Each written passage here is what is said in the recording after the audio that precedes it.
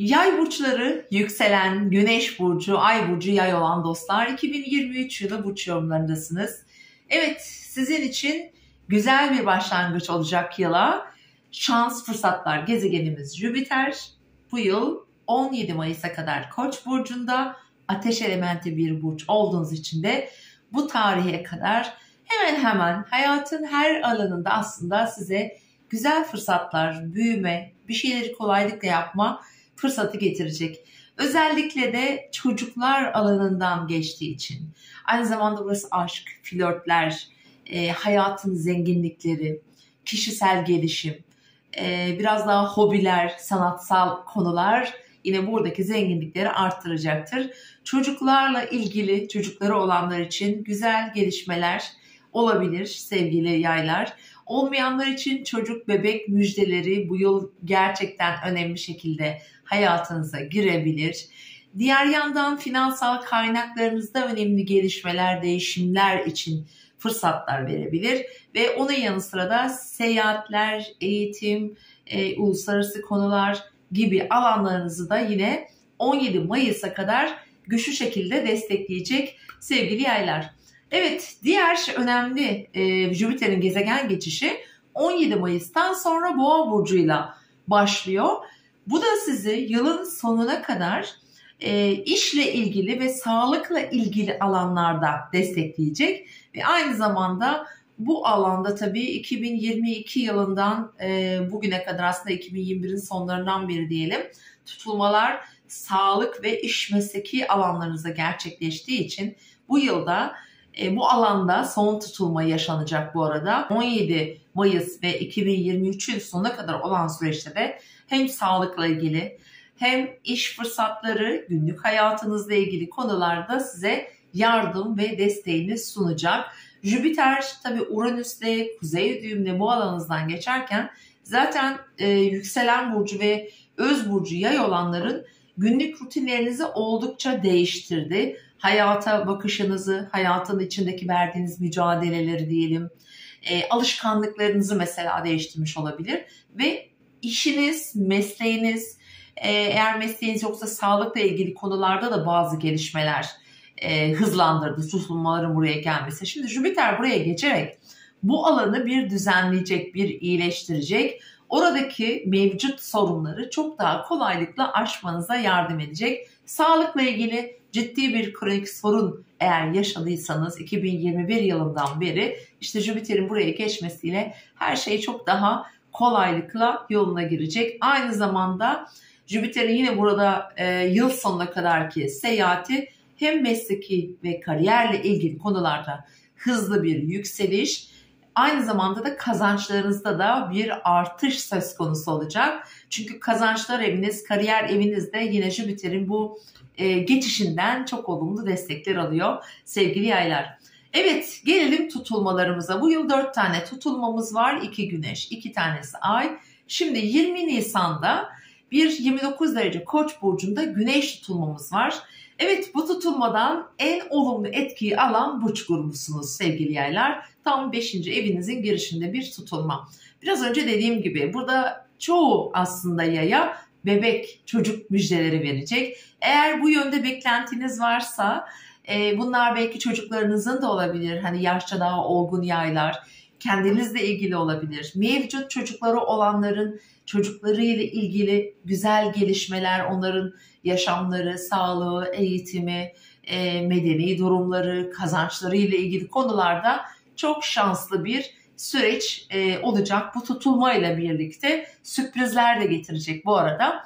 Şimdi bunların hiçbirisi de olmayabilir. Evet, aşk hayatı bekleyen yaylar çok hızlı, ani ilişkilerde hayatınıza getirebilir. Çünkü burası genellikle flörtlerle de çok alakalı olduğu için aşk hayatınızda güçlendiriyor. Yine burayı destekleyen ikinci tutulma ise Ekim ayında gerçekleşecek. 14 Ekim'de 21 derece terazide tam buranın karşı alanında bir tutulma var.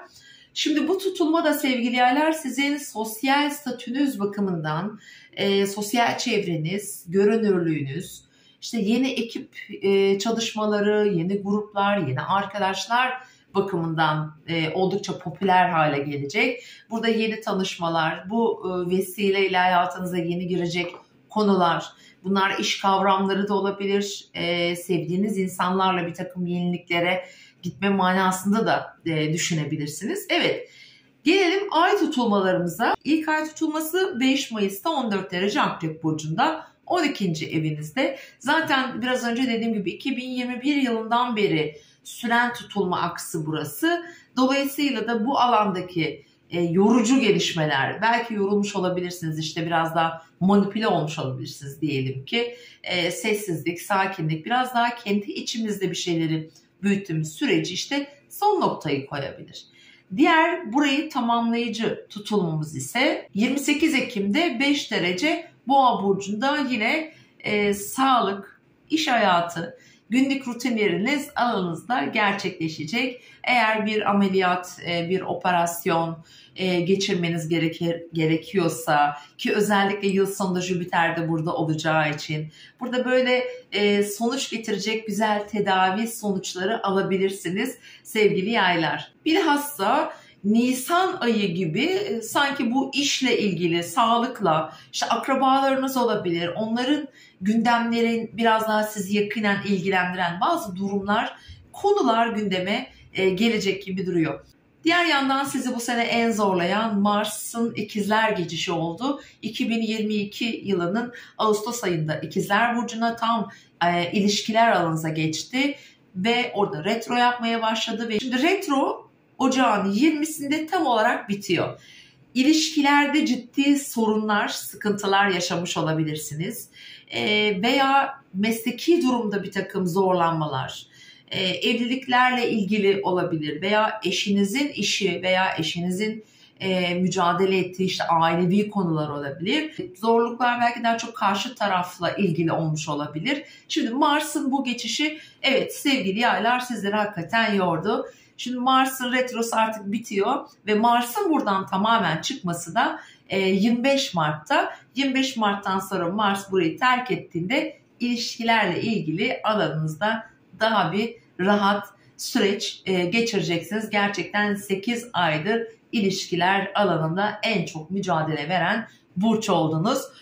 Zaman zaman aslında kopmalar da getirmiş olabilir. Mücadelelerin arttığı süreçler de yaşadınız. Artık Mart'tan sonra uzun bir süre bu alanınız rahatlayacak. Hatta Jüpiter'in tabii ki 17 Mayıs'a kadar olan süreciyle yine bu alana olumlu gelişmeler, sonuçlar olabilir. 20 Nisan'daki tutulma bu alanda mesela ilişkisi olan veya yeni bir ilişkiye başlamış, mevcut ilişkileri evlilik yoluna da taşıyabilecek durumları da getirebilir bazı yaylar için. Gelelim bu yılın en önemli transitlerinden bir diğerine.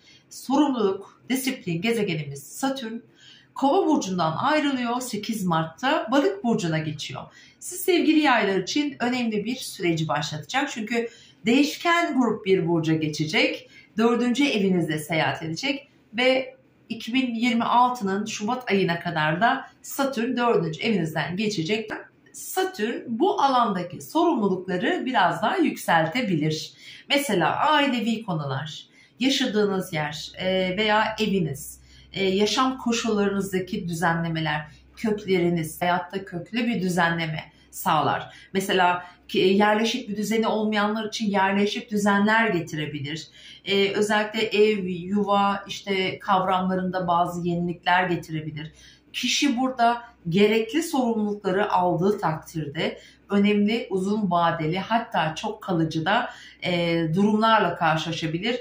Köşe evlerden geçen tabii ki bu uzun vadeli transitler hem aileyi ilgilendirir hem kişinin kendi halini, çalışma koşullarını, hayattaki duruşunu, mesleki anlamda da önemli kariyerle ilgili gelişmeler getirebilir ki bu yıl özellikle 17 Mayıs'tan 2023 hatta 2024'ün sonuna kadar olan süreçte Jüpiter bu anlamda da destek vereceği için size işini, çalıştığı koşulları, çalıştığı mekanı veya evini yenileyecek, değiştirecek, orada farklı koşulları oluşturacak bazı yay burçları. Eğer doğum haritanız etki alıyorsa, Balık burcunda çokça yerleşimi olan yay burçları iseniz eğer, ailevi konulardan tutun da meslek ve hayatınızın tümünde önemli bir düzenleme sürecini vaat edecek size 2026 yılına kadar. 24 Temmuz 2 Eylül arasında Venüs Aslan Burcu'nda duranlaşacak, geri retro yapacak 9. evinizde.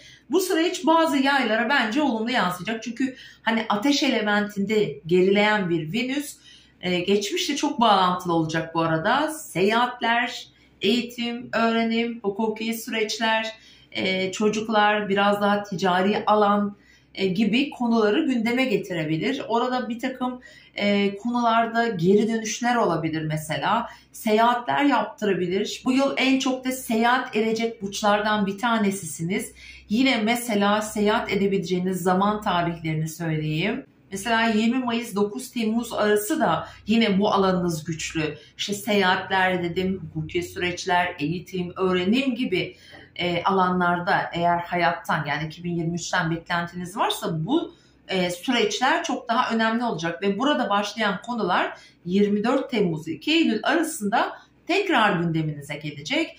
Orada hani girişimleriniz olursa belki biraz hani yanlış hesap Bağdat'tan döner. Bazı düzenlemeler, yenilikler olabilir. Ama şurada bir parantez daha açmak istiyorum. Kadın figürlerle olan ilişkilerde bazı gelişmeler olabilir. Yeni tanışmalar getirebilir. Aşk hayatı ile ilgili önemli gelişmeleri hayatınıza da taşıyabilir ama ancak çok önemli işte evlilik gibi uzun vadeye yayılacak önemli konularda 24 Temmuz 2 Eylül arasında eğer doğum haritanız tabii ki uygun değilse ciddi konularda adım atmak, tarih almak, karar vermek çok doğru olmayabilir. Evet sevgili yaylar, izlediğiniz için teşekkür ediyorum. 2023 yılına kısa bir bakış attık. Özetle bu tabii ki sizin tamamıyla kendi doğum haritanızın aldığı etkilerle çok alakalıdır. Belki de çok da fazla etki de almayabilirsiniz. Çünkü çok ciddi sert etkiler almıyorsunuz yıldan aslında öyle söyleyelim. Evet kanalıma abone olmayı unutmayın lütfen. Videoyu beğenmeyi, paylaşmayı. Ve her gün, her akşam YouTube kanalımızda gün değerlendirmeleri, günlük burç yorumlarımızla birlikte oluyoruz. Sizleri de aramızda görmek isteriz efendim. Mutlu seneler.